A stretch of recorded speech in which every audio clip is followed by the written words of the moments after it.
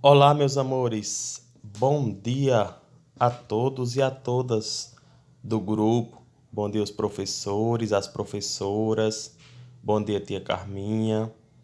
Bom dia, papais, mamães, vovós. Bom dia, crianças. Vocês são as nossas estrelas. Pessoal, hoje nós teremos aula de ciências com o professor Êxodo e vamos dar continuidade ao assunto de misturas. Na aula passada, nós aprendemos que existem dois tipos de misturas, que são elas homogêneo, que é quando a solução apresenta uma única fase, ou seja, que nós não conseguimos distinguir os componentes a olho nu, que os componentes eles se unem, eles se juntam, que é o caso da limonada, da água e o soro, água e gasolina, o leite e a água, todos eles se unem em um só recipiente e nós não conseguimos distinguir, ou seja, diferenciar. E também aprendemos sobre as misturas heterogêneas, que é o oposto das homogêneas. Enquanto as homogêneas elas se unem, as heterogêneas se separam dentro do mesmo componente, que é o caso da água e óleo, da água e areia, o gelo e a água. Nós conseguimos diferenciar quem é quem, aonde fica a água e aonde fica o óleo, aonde fica o gelo e aonde fica a água.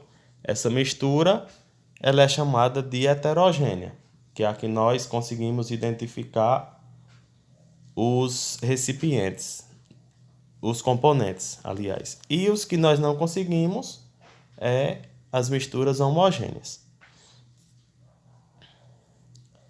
Na aula de hoje, especificamente, nós iremos aprender sobre os tipos de separação. Os diferentes métodos de separação de misturas se baseiam nas características das misturas. Para as misturas heterogêneas, formadas por componentes sólidos, pode-se usar a catação. Nesse método, os sólidos de aspecto diferente são separados com a mão ou algum instrumento como a pinça.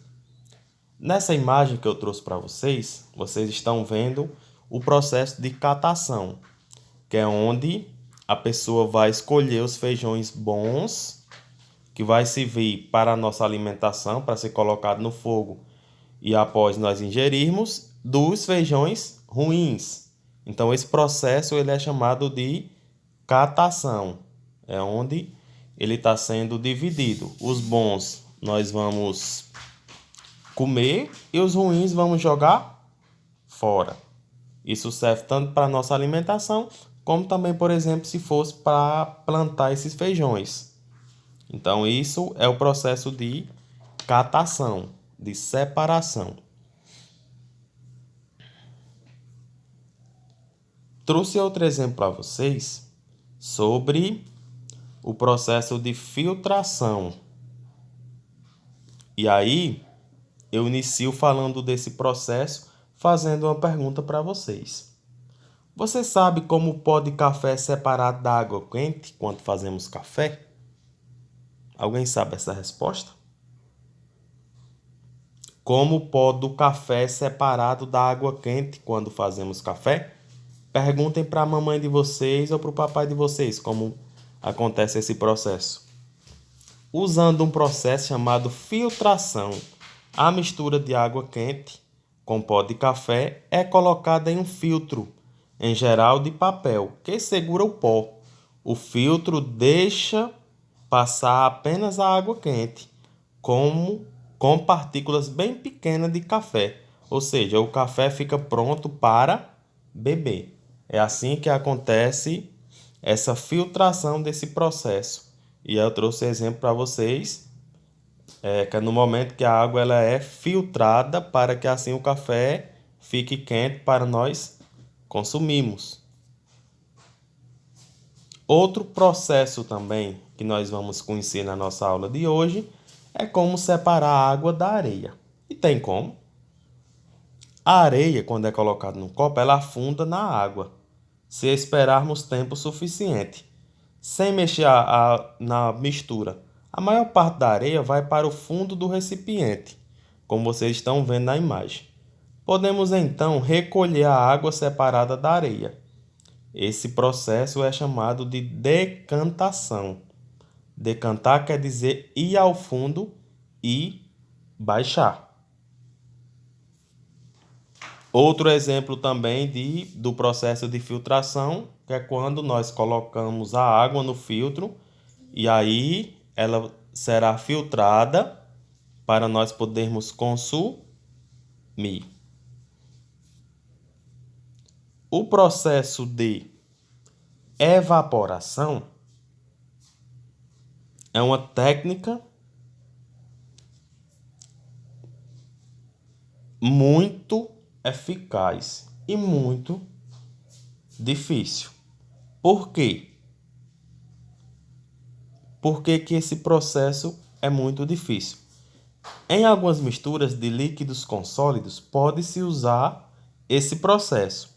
Nessa técnica, a mistura é aquecida e deixada em repouso até que o líquido evapore, como ocorre nas salinas, terrenos planos onde se obtém um sal marinho pela evaporação da água do mar.